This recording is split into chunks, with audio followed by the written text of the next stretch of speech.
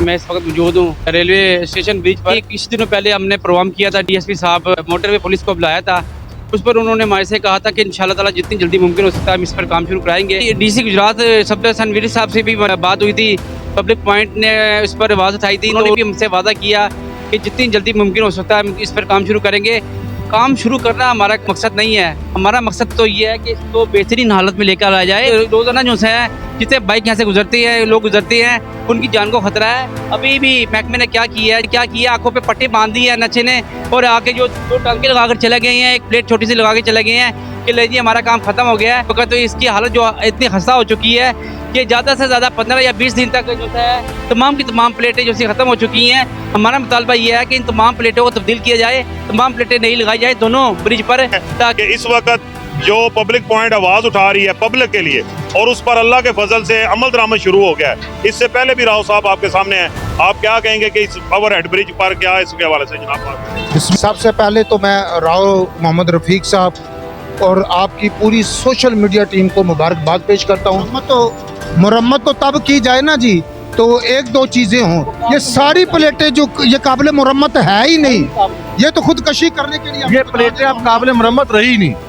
ये प्लेटें अब नहीं लगाई जाएं, पुरानी प्लेटें जो हैं वो जगह जगह से टूट चुकी हैं और ये काबिल मुरम्मत नहीं रही। ये हमारी बेहिसी बेकदरी की इंतहा है कि जब तक यहाँ पे अमवात ना हो जाएं, जब तक वो 2 बच्चे शहीद नहीं हुए थे, हमें कभी पुल बनाने का ख्याल ज़हन में नहीं आया। आप अमेरिका, यूके, यूएसए जहाँ पे भी आप जाना चाहें, वहाँ पे जो पब्लिक के लिए जो भी चीज़ तैयार होती है और बताया जाता है कि ये 5 साल के बाद दोबारा बनाया जाएगा, गिरा के है ऐसे। ये हमारे हुक्मरान जो हैं, ये जब तक लाशें न गिरे उनके ऊपर शासन करना चाहते हैं। ये तो नया खुदकशी का जदीद तरीन ट्रेंड को खत्म किया। हम एनएचए के सामने एहतजाज भी रिकॉर्ड कराते हैं, ये आपकी विरासत है।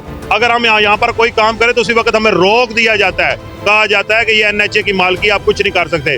लेकिन एनएचए के हुकाम बिल्कुल नाकाम हो चुके हैं। ना वो हमारे ये जीटी रोड के साथ जो नाले हैं इनको सफाई कर रहे हैं, और हुसूसन ये जिस तरह बेबिसी और जिस तरह ये ट्रेंड बना और इतने लोगों का नुकसान होने के बाद इस पर काम शुरू किया गया। मैं हाजी सबसे पहले तो मैं राव रफ़ीक साहब को, आप उस्मान अजीज़ कादरी साहब और उनकी सारी टीम को मुबारकबाद देता हूँ। हमारे मुल्क में ये रिवाज जो पड़ गया है ना कि जब तक कोई नुकसान नहीं हो जाता उस वक्त तक हम कोई काम नहीं करते। पहले नुकसान होता है, बाद में उसका ज़ाला करते हैं।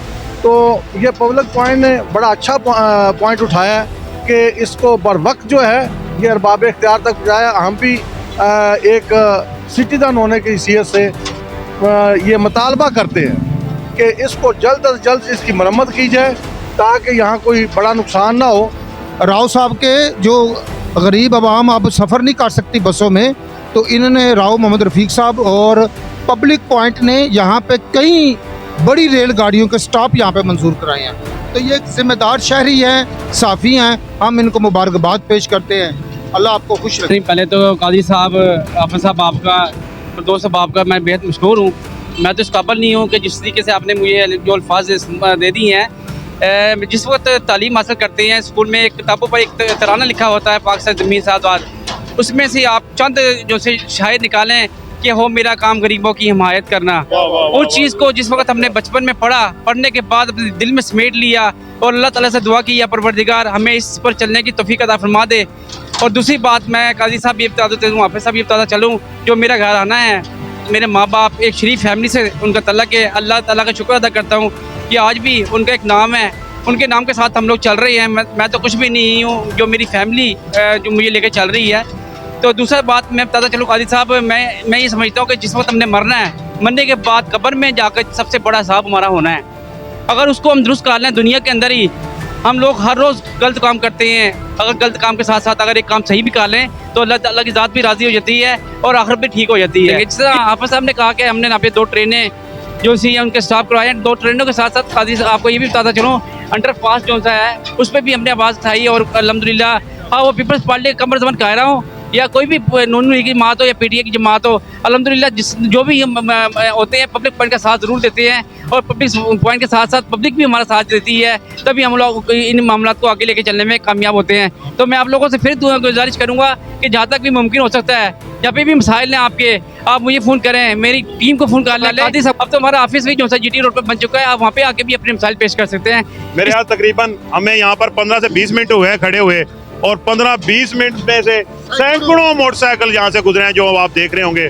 अभी भी लगातार ऊपर देख लें, और अगर इस पुल के जरिए अगर मरम्मत जो इतनी देर से शुरू की गई, ये हमारे सीनियर सिटीजन मुतालबा कर रहे हैं डायरेक्टर NHA से, आला हुकाम से कि खुदा के लिए अपनी आंखें खोलें।